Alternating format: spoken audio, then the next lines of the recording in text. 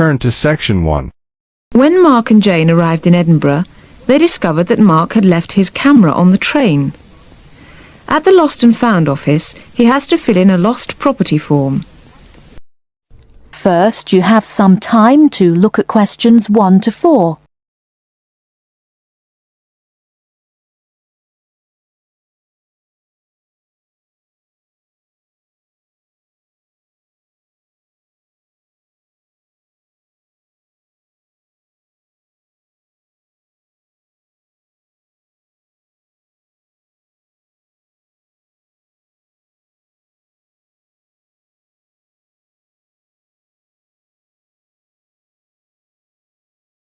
Now we shall begin.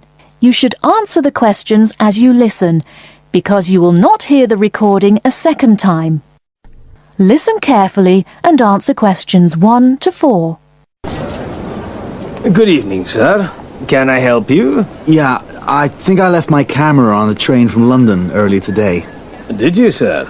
Oh, well. In that case, we'd better fill in a lost property form.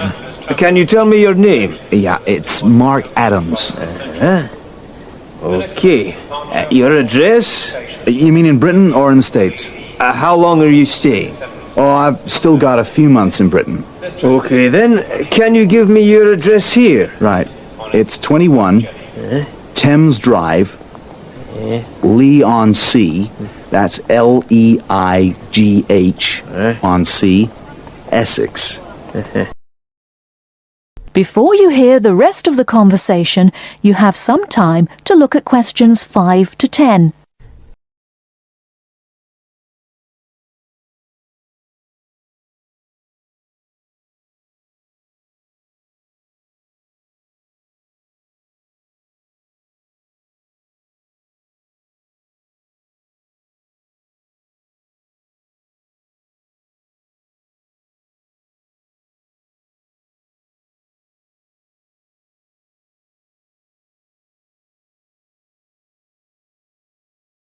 Now listen and answer questions 5 to 10.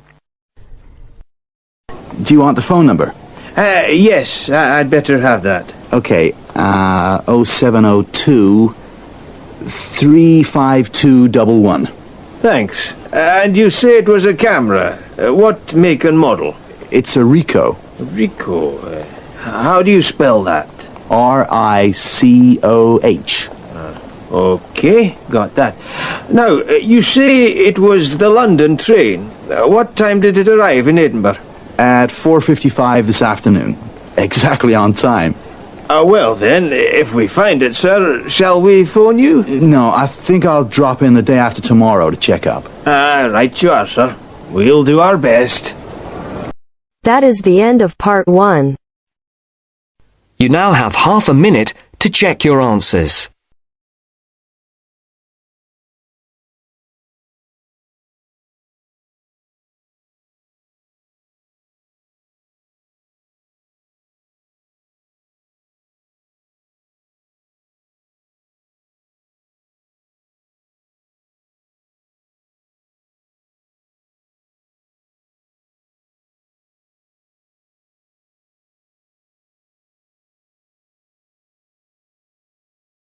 Now turn to Section 2. Section 2. You'll hear a guide talking to visitors about a tourist attraction.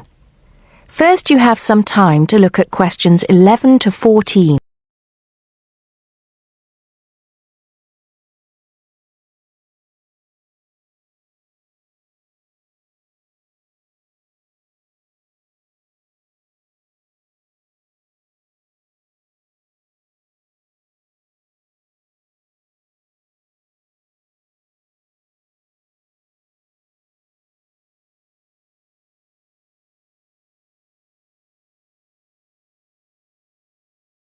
Now listen carefully and answer questions 11 to 14.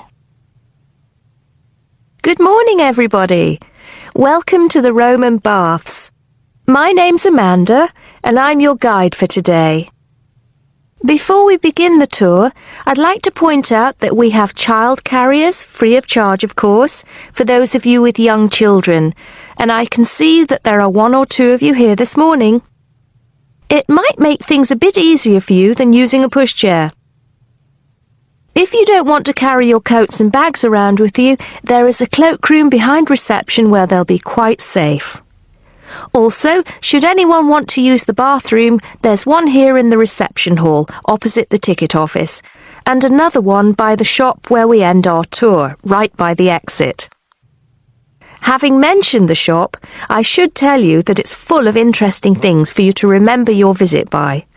Posters, postcards, replicas of the Gorgon's head, the Haruspex stone, and the statues that you'll be seeing on your tour. There are also games, books and videos for children and other souvenirs. Our first stop will be the terrace, where you will get your first view of the baths.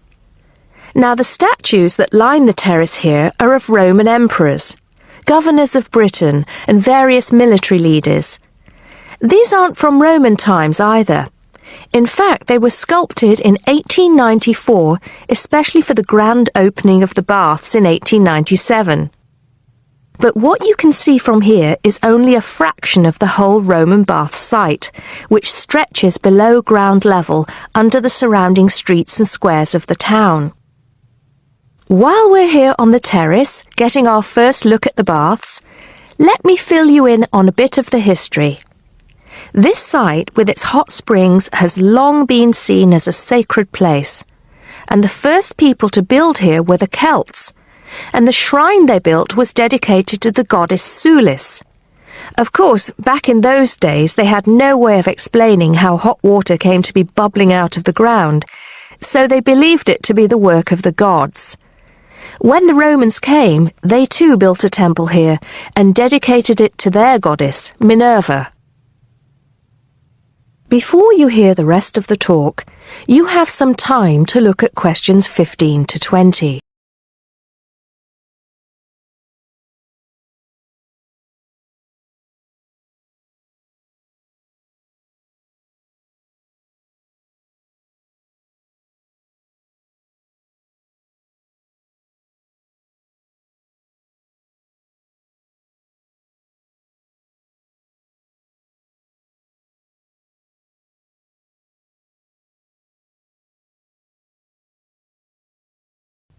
Now listen and answer questions 15 to 20.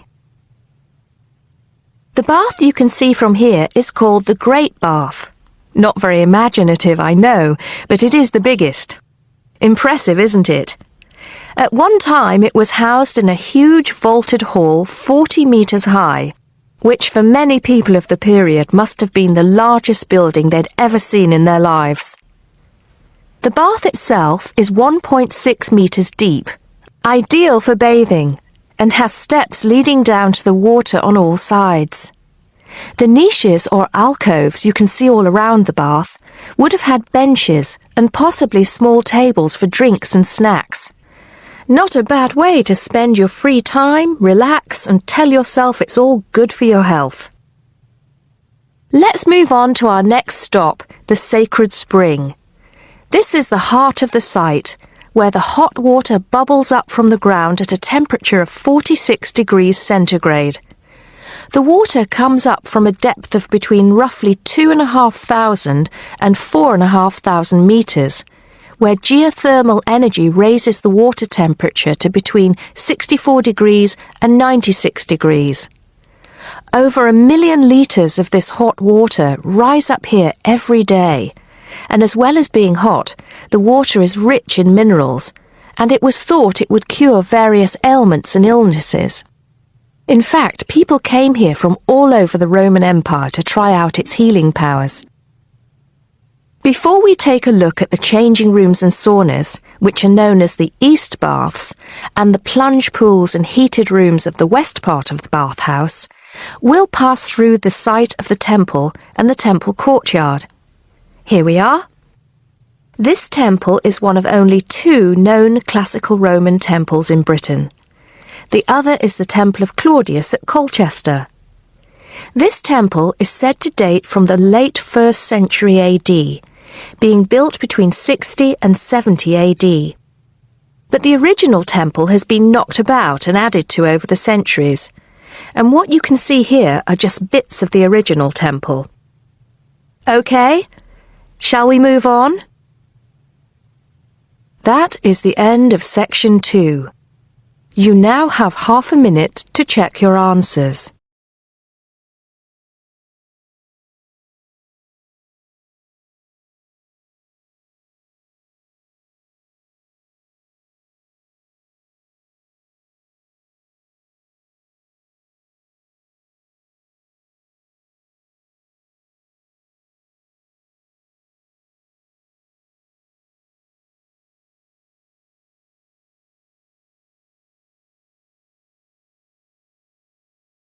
Part 3. As part of our lecture series on everyday health issues, today's talk is on tiredness. We shall look at the main issues in turn, as well as some of the main research that has been carried out in this field. First, you have some time to look at questions 21 to 26.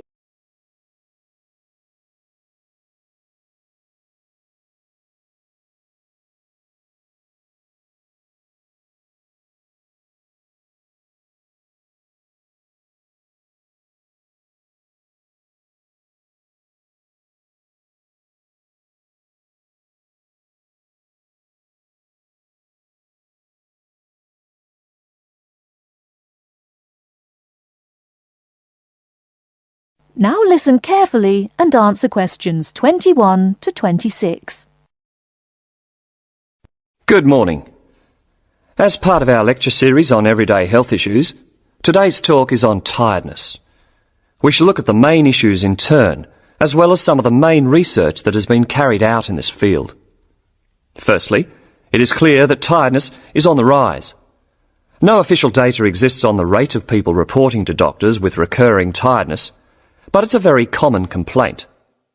Research suggests that people are not relaxing properly and often work when they do not have enough energy. Furthermore, products to boost energy are also on the rise. Sales of so-called energy drinks loaded with caffeine and sugar have grown by 23% over the last year. And this is not the only instance of an increase in products claiming to boost energy. Guarana, a herbal stimulant, can now be found in everything from chocolate bars to tea bags. Now let's examine what it is that's making people so tired. Dr. Liebhold, a Sydney GP, has done extensive research into this, and he believes that financial pressures, not taking holidays, and not having time off when you become ill due to fear of losing your job are all common causes. Some of the other suggested causes are low oxygen levels in offices, poor diet, or illness. The problem is that tiredness is a symptom of just about every kind of illness, which makes tracking down the cause all the more difficult. The next question to ask is, are people getting enough sleep? Dr. Mansfield from Melbourne's Epworth Sleep Centre, who specialises in sleep disorders, says insomnia often arises when people are going through a stressful period. Mansfield often needs to re-educate people in how to get off to sleep. He recommends keeping your body clock regular by going to bed and rising at similar times every day, and not drinking too much caffeine. And there is some truth in the old story about having a glass of hot milk before bed. Milk contains the amino acid tryptophan, which has been shown to help induce sleepiness. Turning to the question of why we need sleep, researchers are still trying to answer this fundamental question. Sleep deprivation experiments have shown that after 14 days without sleep, rats will lie down and die. And after only 3 days sleep loss, humans get confused, forgetful, and start having hallucinations. So whatever sleep does, it is important. Before you hear the rest of the talk, you have some time to look at questions 27 to 30.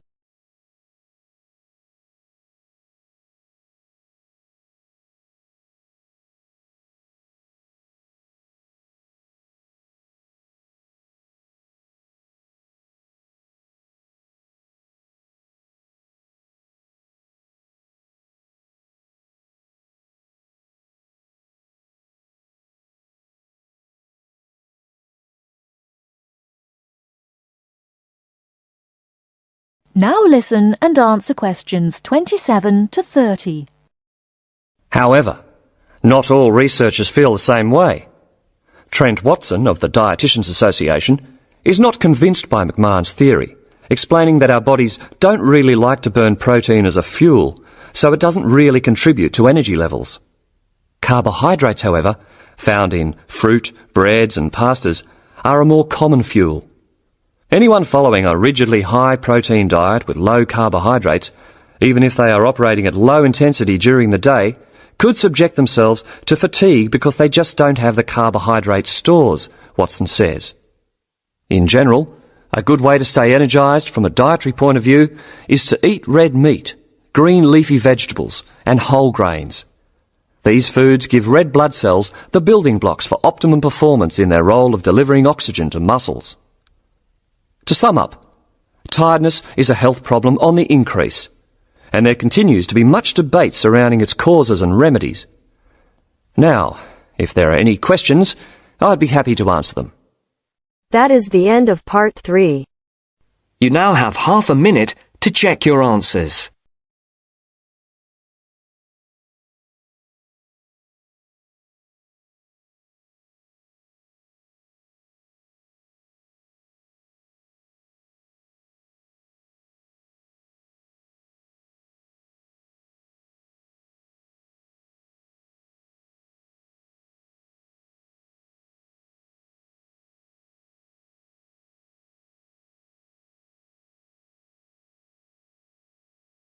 Now turn to section 4. You will hear a wildlife expert giving a talk to a group of bird lovers in the UK about a species called the tawny owl. Before you listen, you have some time to look at questions 31 to 40.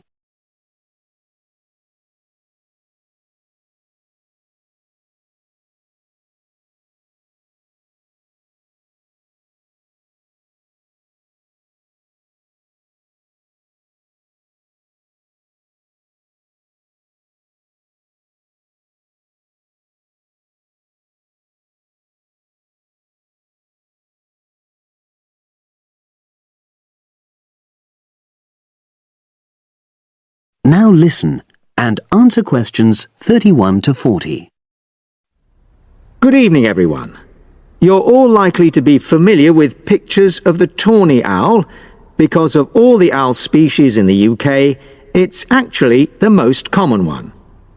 But the chances are that you're more likely to have heard one than actually seen one, as it's also strongly nocturnal. This means that it normally ventures out at night. So, what kind of habitat does the tawny owl prefer? Well, a survey carried out in the 1980s confirmed that this owl is most likely to be found in woodland. If you look at a map of tawny owl distribution across Britain, you'll only see gaps in the treeless marshy areas of eastern England and in some of the more upland parts of northwest Scotland. However, you can sometimes find populations of tawny owls in urban areas too, either in parks or in large gardens. The tawny owl shows some obvious adaptations to its natural habitat. For example, both its wings and its tail are short, which helps it to maneuver through the trees. Also, the bird's plumage is a mixture of brown and grey, and this provides suitable camouflage for when the owl perches up against a tree trunk. Then there are its large eyes.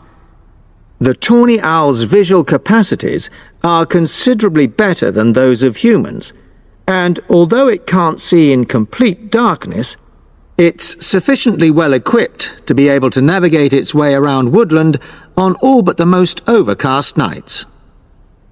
Another factor that contributes to the tawny owl's success as a hunter is its excellent memory of the layout of different areas.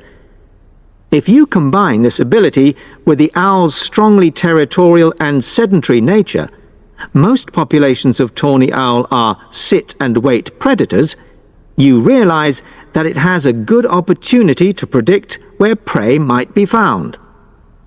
Finally, as well as having large eyes, The owl's sense of hearing is excellent, and this helps it to locate potential prey as it sits on its perch.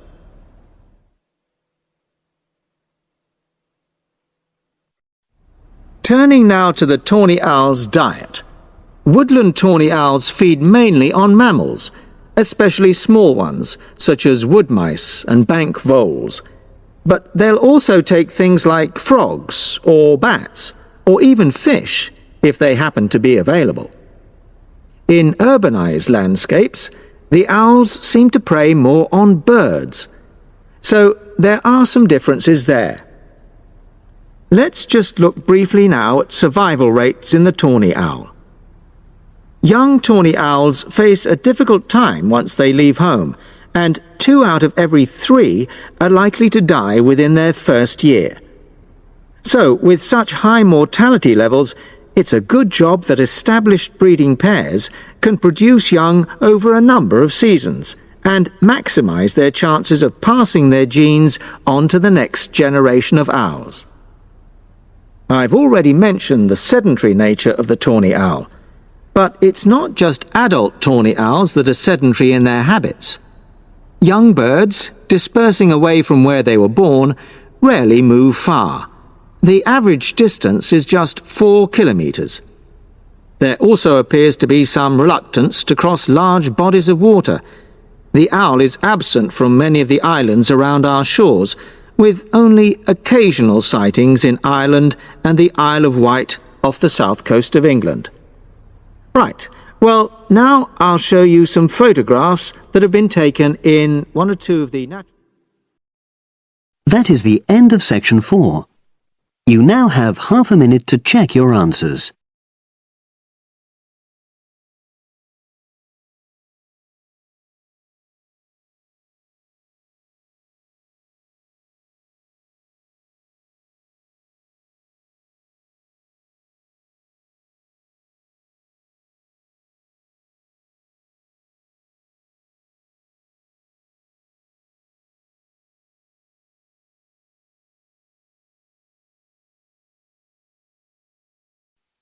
Give